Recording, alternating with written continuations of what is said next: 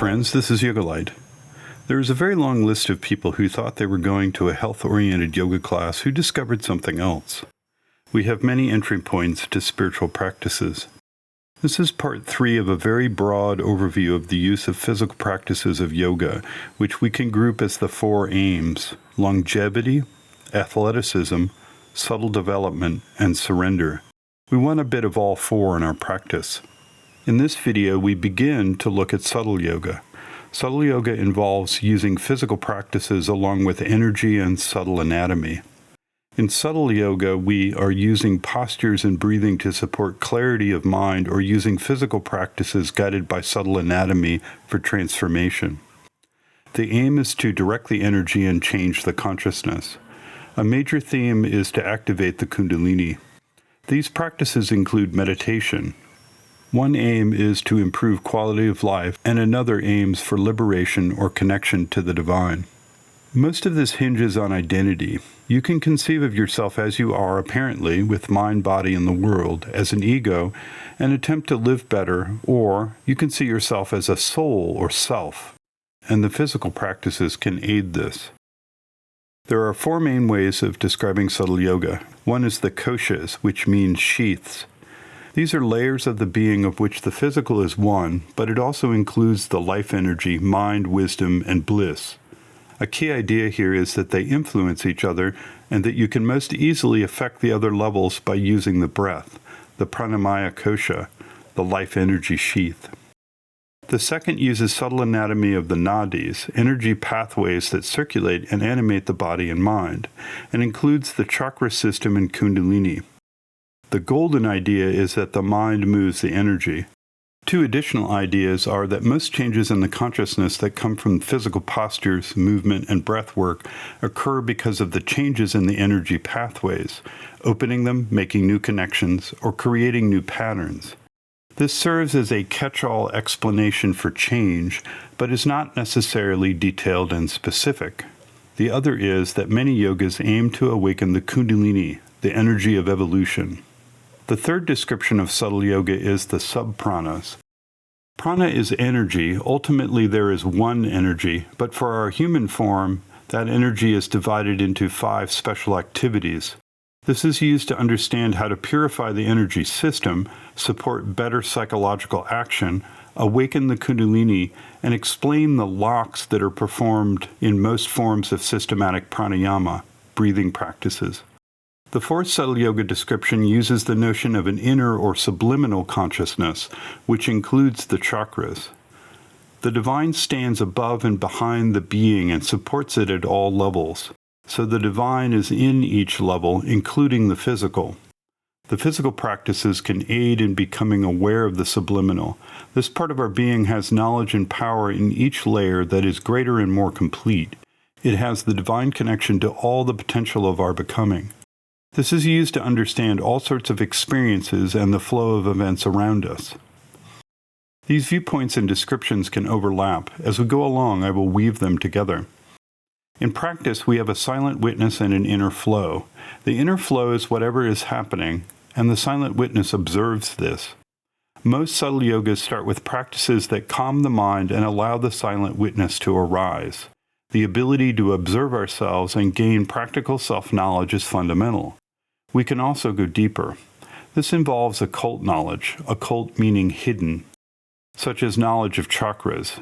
Experiences can be occult, revealing some hidden aspect of reality, such as speaking with a dead person, or they can be spiritual. Spiritual experiences lead us to or connects us to the divine, either in a personal way, such as knowledge of the soul or experiencing divine love, or in an impersonal way, such as experience of transcendent peace.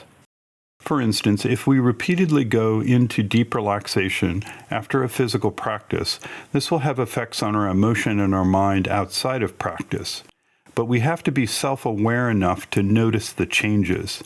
Surprisingly, this is not a given. Partly this is because we are constantly in our ego story of who and what we are in the world, and also because of the time and patience needed for the practice to do its work.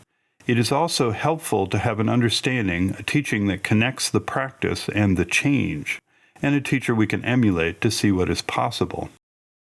Perhaps you have seen a person in a bad relationship, one where you can see the patterns and dysfunction between people who are not good for each other. This may be obvious to us, but they can't see the relationship clearly because they are in it. We have a relationship with ourselves. We are living in a limited, conditioned consciousness, and we need to be able to step aside and see. This speaks to the need to establish a strong, silent witness and sense of equality. I will add that the inner consciousness of the physical body and the operations of the subpranas all contribute to the idea of balance. The body has a wisdom that keeps it healthy and supports our action. This is benefited by development such as strengthening, relaxation, and a good diet, which is part of yoga for longevity. The key that is missed here is that there is a knowledge within the physical consciousness that can awaken. Our body can, for instance, spontaneously go into poses during meditation, heal itself of disease, or even have experiences of ananda in the body, not just the emotions or the mind.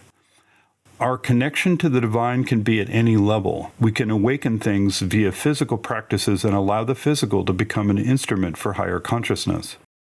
We can then divide the use or assistance of the physical aspects of yoga into two types. The first sees yoga as a tool to an end, such as healing, remolding the character, or manifesting one's desires. This follows from longevity or athleticism and is subtle simply because it adopts the ideas and means provided by knowledge of subtle anatomy. The aim is to improve the quality of life. The second uses it for a spiritual aim, either elucidated by a spiritual philosophy or having a more nebulous attraction to something beyond. We will start with the Koshas. The image is of coverings of the soul like a Russian doll, where one fits into another. There are 5 sheaths: the physical, energy, mind, wisdom, and bliss sheaths. We will go into this in more depth in another video. For now, think of the body animated by the breath. This is the nerves, vitality, and life energy sheath. Above this is the mind sheath, where we are emotionally, dramatically, and mentally focused.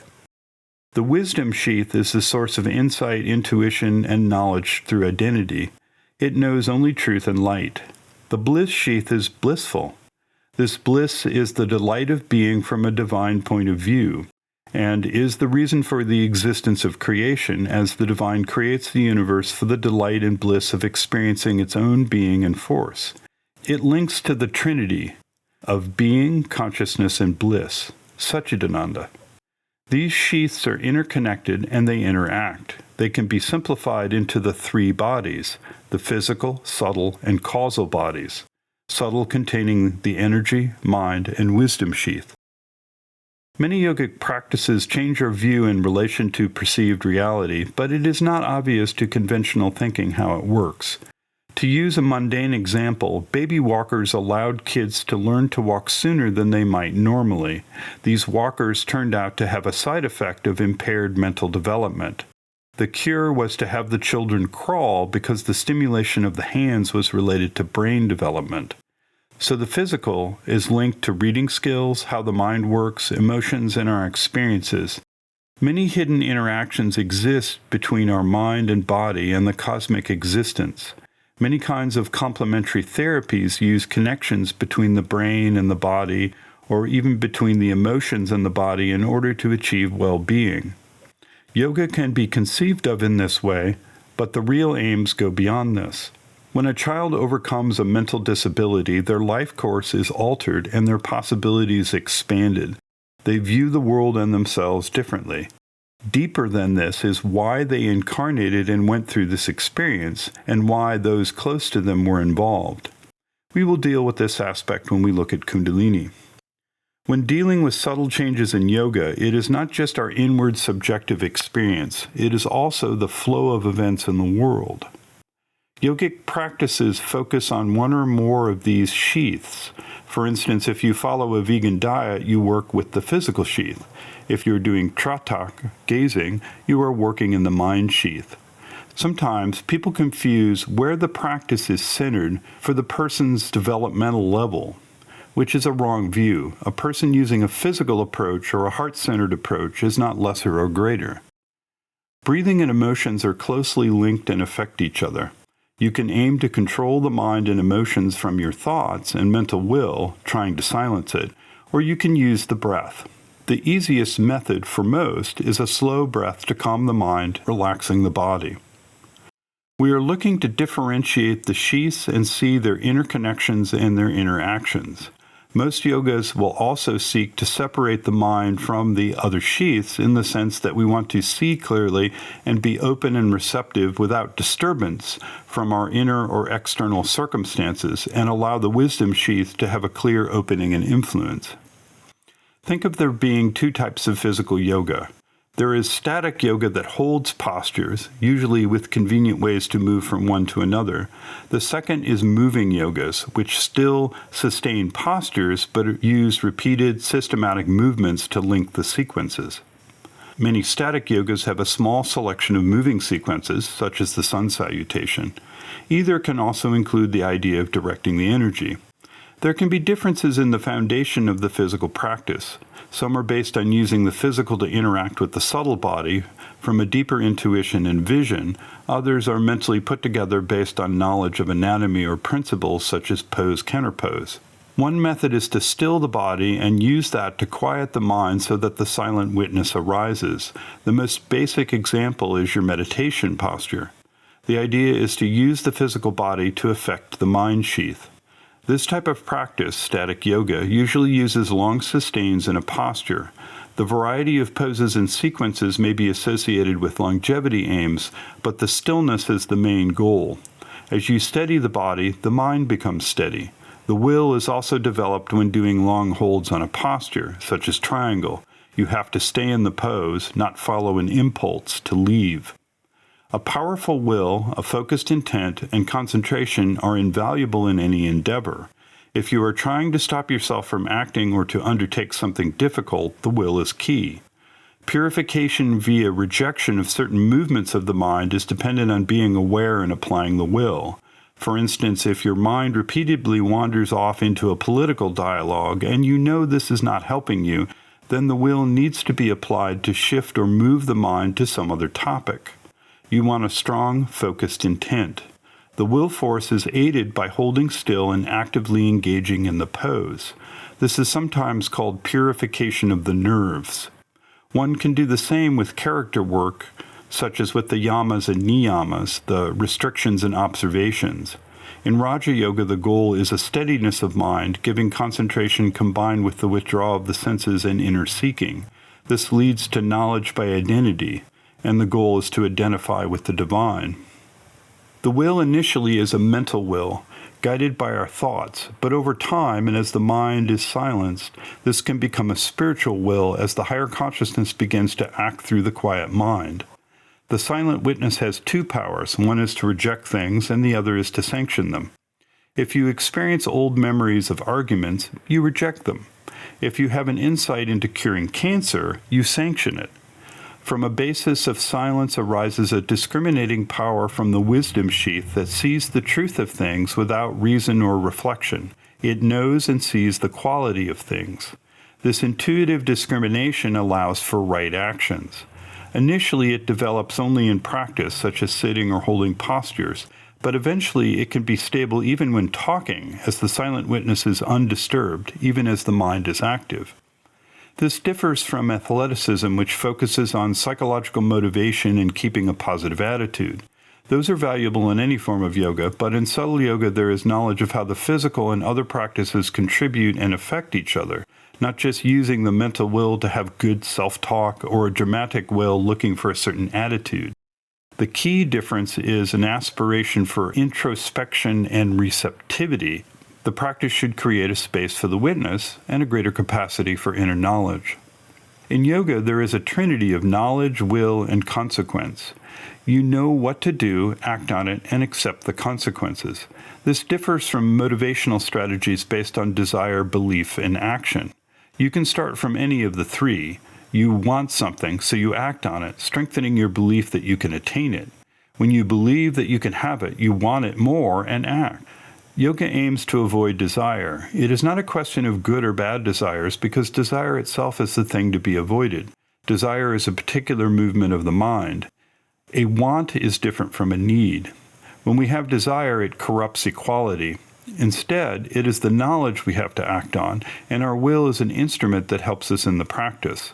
Long, sustained postures can help develop concentration, stillness, and will simultaneously. This strategy can sound dry emotionally, like a stoic resigned to do discipline.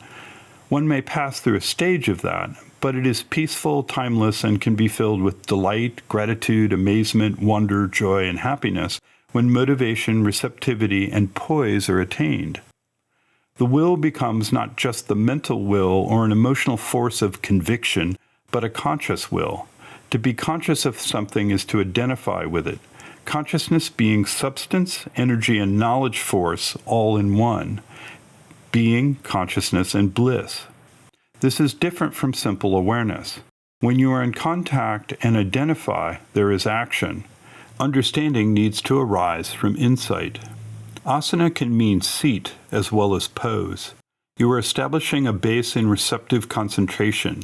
Static yoga can also involve adding things for the mind to do while in the pose. The pose aids concentration while one does mantras, affirmations, or reflection. One can also examine the symbolic meaning of the pose and how it relates to your life. For instance, a common pose is Hanuman, which is one of the great heroes of the epic Ramayana. In the epic, Hanuman pose is how he flew through the sky over the Palk Strait, seeking the abducted Queen Sita. So it is an image of being high in the sky over the ocean with a vast openness of space, the sun shining down, seeking the power of a purified nature. Reflecting this way can bring out a sense of boundless space and aspiration. The essential idea is that the practice creates a time during the day when you practice concentration. The body follows our intentions and emotions. If we are angry, the body responds by clenching the fists, raising our heart rate and blood pressure. Our breathing changes. We also experience a narrowing of thoughts as we focus on the object of our anger. We fixate. Our imagination will supply us with revenge scenarios. We also have impaired judgment and impulse control. We are less risk-averse. We will say and do things when we are angry that we would never do in our right mind. Fortunately, our understanding and thought processes can intervene, and we are also conditioned from an early age in impulse control and behavior. So we have physical, emotional, and thought consequences from a perceived situation that may not even be real. We may react to something that we later find out didn't happen. There are consequences when we identify with anger. This is well known, but what happens if we get as relaxed as possible, or change our breathing to slow, even breaths, and we habitually do this over time? What happens when we identify with the witness? We want to bring harmony and coordination to our sheaths, allowing wisdom to direct our energies. The physical basis in stillness with deep breathing allows us to quiet the mind. From a quiet mind, all sorts of things will be noticed. Many movements, inner voices, subconscious intrusions from memories, things that need to be quieted down. The will, opening to receptivity, can then start to notice insights, subtle senses, and our truth sense awakens. Some people experience states such as anger and can step back and watch themselves. They can also perceive the state of subtle energy as well as the physical and emotional sensations, the changes in the quality and content of their mind. This is part of what is meant by subtle energy, the ability to perceive our state of body, drama, and mind as energy. We can then use the mind to direct the energy, and the other layers are affected and respond. The physical can support or express the energy. For our purpose, we assume a yoga that integrates the breath work from day one and is not simply trying to mentalize the body by constantly speaking alignments. Instruction is used to guide awareness, so one can feel the basis for alignment and express the proper position. A constant, unending dialogue critiquing or asserting microalignments robs you of the experience of feeling through the posture with awareness and expressing the inner state. Constant cues simply excite the mind to constantly act on thoughts about alignment. It can make one focus on the outward self-consciousness so you don't get critiqued, or you build an ego to counter the fear of critique, or secretly superior if you get it right. It is difficult to maintain a deep breathing rhythm if there is too much instruction, the quality of the instruction is low or tense, or the music engages the emotions but doesn't allow for awareness. In our human form, we think, and we must learn to witness. The mind sheath has different activities, the memory, associations, dramatic emotions, habitual thoughts, and reactions from our conditioning. We can use the physical practice to aid in quieting the mind both by holding poses and by rhythmic breathing. Different types of poses can direct the energy to different sheaths, as we shall see with the chakras. We can also activate different activities of the pranas and subtle elements, such as when we do standing balances. We can observe how the pose affects our consciousness. This requires great receptivity to see how our posture subtly changes our perception. As we understand how the energy moves, we can awaken the deeper heart energies in poses such as camel and wheel. The physical consciousness must be discovered and observed. How long can you hold your awareness on physical sensations? How long can you listen? The purification of the nerves starts with the idea that you constantly interact between the thoughts, emotions, and your physical body. If you are worried about your job, your understanding perceives reality in a way that induces anxiety, and it is expressed by the body. We also have many imaginations coupled with emotions and intentions, vaguely or well-formed, weak or strong, constantly going around in the mind. The body then takes a certain pose, such as slouching in front of the computer. This takes hold, and even when we notice our slouch, we don't correct it. We fail to act on knowledge. We experience inertia.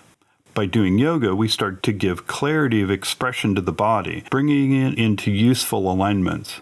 The breath work calms the emotions, and the silent witness arises. We can come to a relaxed, focused state that we can return to and notice when we are pulled out of. We gain a foundation in stillness or in an energetic state of relaxation and calm. In a sense, we are washing the nervous system by sending clear signals, not the constant results of anxiety or confused intentions. We create stability with the body and concentration, a stability of the mind. We will make better decisions and interact with people in more positive ways, which shapes our lives. This is the idea of a seat. We bring our mind back to the open state and our awareness expands. Our body language is reset. Habitual tension is removed, and habitual clarity is brought forth. The emotional expression changes. When we see this interaction and the results of the practice, we need to value it. We have to avoid falling into the trap of thinking that more anatomy, more understanding of diet, or more psychological healing is going deeper. Those are all good things, but for yoga there has to be something of the higher consciousness. And we need to become what we truly are, not simply fix things we think are broken. There are things to be fixed, purified, a lifestyle to be followed and worked on, but the trap is to get caught up in only doing that, or become habituated and conditioned to see only in that light. Many people learn to control their moods through music. We emotionally engage with it, but there is also a physical part as the emotions empower the body. Play a stadium anthem and you want to get up and move. But in yoga, we are trying to get past the surface layers, the habitual reactions to our perceptions and ego sense of self, the subconscious memories and associations, the habits and conditioning that are constantly prescribing our actions and views. When we examine the aim of surrender, there are ways to engage the emotions with heartfelt energies. Music and our mood are important tools. We need self-knowledge to see whether we are filled with aspiration or merely indulging in our emotions. The vital cycle in athleticism can be transformed. The physical, life energy, and mind sheath need to work together. We need to establish a witness and an understanding that sees our dramatic emotions and the ego. This can be aided by physical stillness. In the next videos, we will look at using poses, movements, and breathing to direct energy in subtle pathways, open centers of consciousness, and awaken the causal force at the base of the spine. If you got something out of this video, please hit the like and subscribe. Till next time.